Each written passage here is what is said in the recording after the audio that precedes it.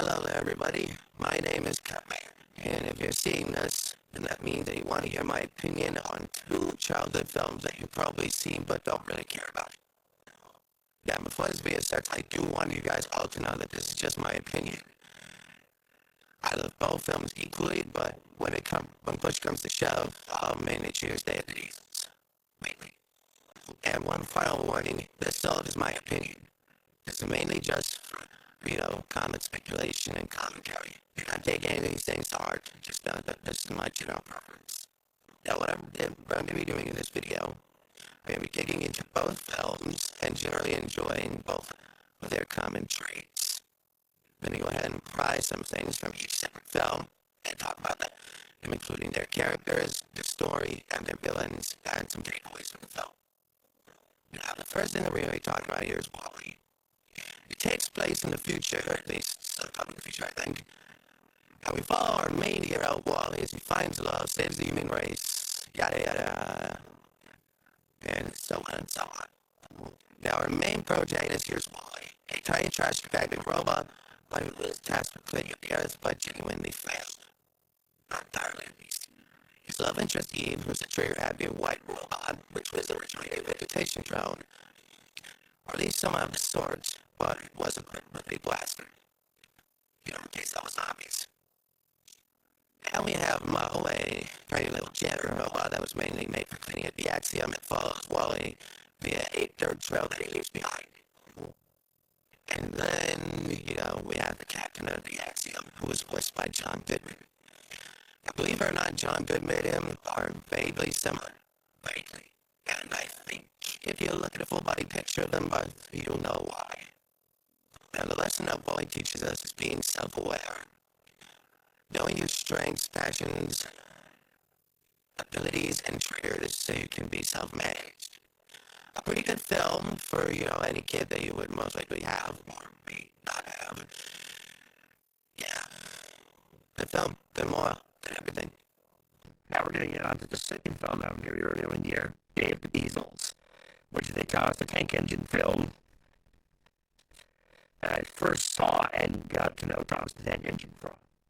Good film, good starting film, The film started at a young age. Characters, good soundtrack, and everything.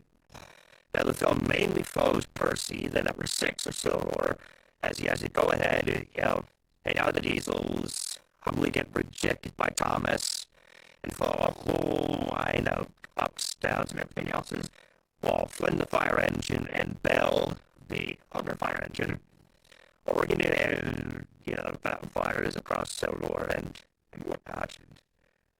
And Thomas is going ahead and basically simping for both of them, while Percy gets the underhanded compliment side of things and feels like he is belittled by Flynn and Bell.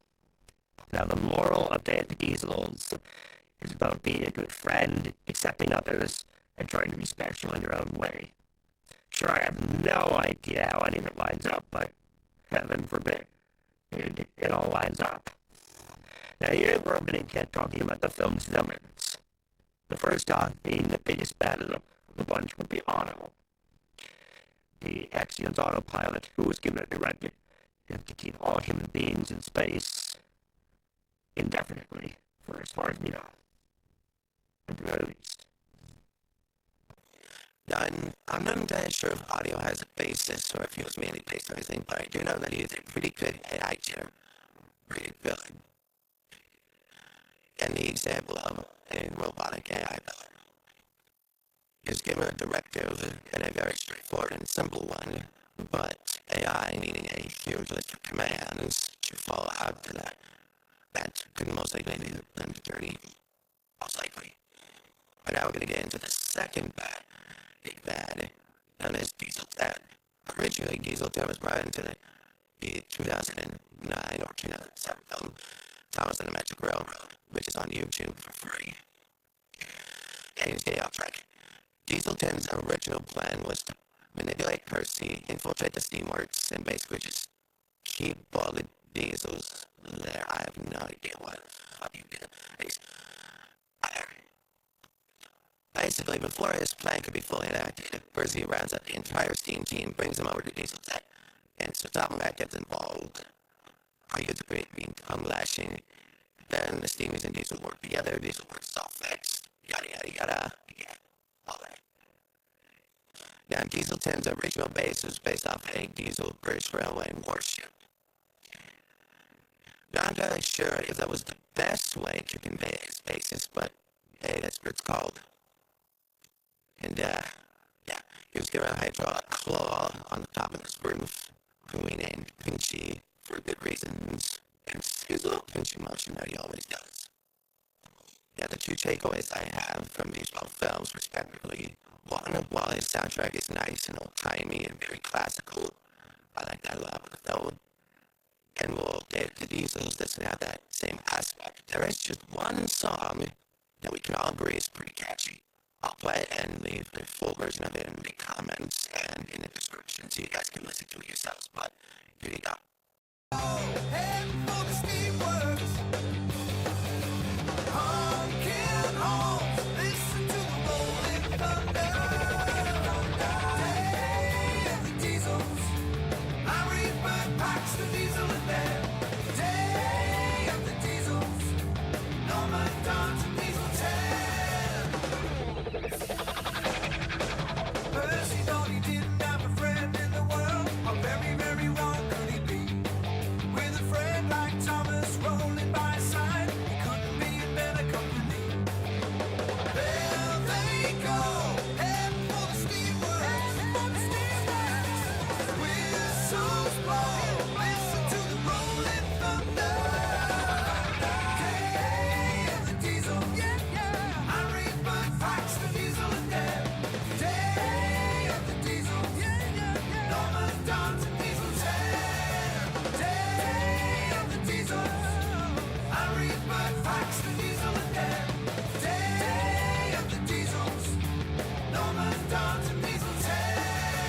Thomas and Percy Gordon and Henry Flynn was to the rescue. James and Edward, Toby and Emily. Don't forget Bill, Nick, Brave and Bright Blue, rolling thunder.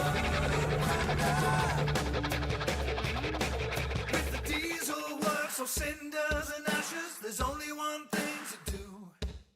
Put aside your worries and just pull together is the only way to get through. There they go, building it together, all together. And that concludes my Wally and David Diesel's review. If you would like to see more videos like this, maybe if you like, hit the subscribe button, check out some of my other videos, leave some likes and subscribe on them, and yeah. Or you just comment, hey, I would like to see this again, and I will definitely do an release.